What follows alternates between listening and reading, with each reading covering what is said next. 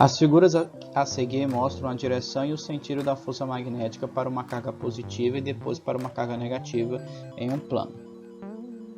Podemos observar que quando a carga é positiva, nós temos aqui que há um ângulo entre os vetores de indução magnética e o vetor velocidade da minha carga.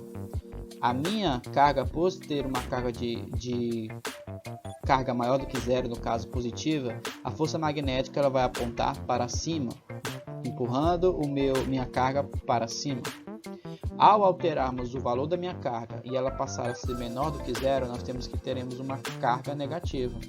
Nós teremos que os vetores velocidade e o vetor indução magnética eles vão ser inalterados.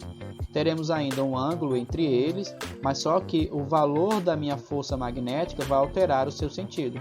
O que era para cima com a carga positiva, com a carga negativa ele passa a ser para baixo. Okay? Detalhe sempre importante ressaltar é que entre a força e o campo magnético há um ângulo de 90 graus e entre essa força e o vetor velocidade também haverá um ângulo de 90 graus. Só que entre os vetores velocidade e campo magnético haverá um ângulo θ, onde esse ângulo θ ele terá que ser o quê? O ângulo θ ele tem que ser maior do que zero, não pode ser igual a zero, ou ele poderá ser menor ou igual a 90 graus. Ele tem que estar dentro desse termo. A direção e o sentido da força magnética podem ser obtidas por meio das regras apresentadas no próximo slide. Vamos lá ver estas regras. Para determinarmos a direção e o sentido da força magnética, podemos utilizar primeiramente a regra da mão esquerda. Como que funciona a regra da mão esquerda? A regra da mão esquerda ela utilizará os dedos polegar, indicador e médio. O dedo polegar vai estar indicando o sentido da minha força. O dedo indicador, o sentido do meu vetor de indução magnética. E o velocidade vai estar no dedo médio. Para ficar melhor a memorização, diga que faça um bom vestibular. Força, campo magnético, velocidade. Faça um bom vestibular. Isso utilizando a mão esquerda. Sempre lembrando que temos que utilizar a regra da mão esquerda ao utilizarmos essa expressão. Faça um bom vestibular. Isto aqui nós estamos analisando quando a carga ela é maior do que zero. No caso, ela é positiva. Então a força vai puxar para cima. Se por acaso acontecer da carga ela ser menor do que zero, no caso, o que significa isso ao dizer que ela é menor do que zero? Significa dizer que ela é negativa.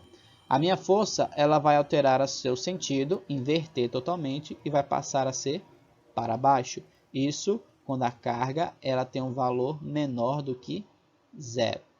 Ok? Então vamos lá. Usando a mão esquerda, que no caso é a questão do faça um bom vestibular. Faça um bom vestibular, nunca esqueça dessa coisa para memorizar. Essa frasezinha pode lhe ajudar durante a prova do Enem, do seu vestibular. Aponta-se o dedo indicador no sentido das linhas. Podemos aqui identificar que o indicador vai estar no sentido das linhas do vetor indução magnética e o dedo médio no sentido da velocidade da partícula. Dedo médio no sentido da velocidade da partícula. O polegar em posição perpendicular ao campo magnético e à velocidade dessa minha partícula, formado por os dois dedos, indica as direções e o sentido da força que surge em uma carga positiva. Na carga positiva, o polegar vai estar exatamente no mesmo sentido e direção da força magnética. Mas se a carga for negativa, nós invertemos o sentido da força magnética, vai ser para baixo. Se a carga elétrica da partícula for negativa, o sentido da força ele é oposto ao indicado pelo polegar. Podemos utilizar também a lei do tapa, onde nós iremos utilizar, ao invés da mão esquerda, utilizaremos novamente a mão direita. Com a mão aberta, nós teremos o quê? Nós teremos que os dedos indicador, médio, anelar e mindinho estarão indicando o sentido do meu vetor de indução magnética, no caso, as linhas de campo magnético, e o polegar vai estar indicando o sentido da minha velocidade da carga em movimento. A palma da minha mão estará indicando o sentido da minha força, apontando para cima. Isso se a carga for positiva. Então essa representação é quando a carga ela é maior do que zero.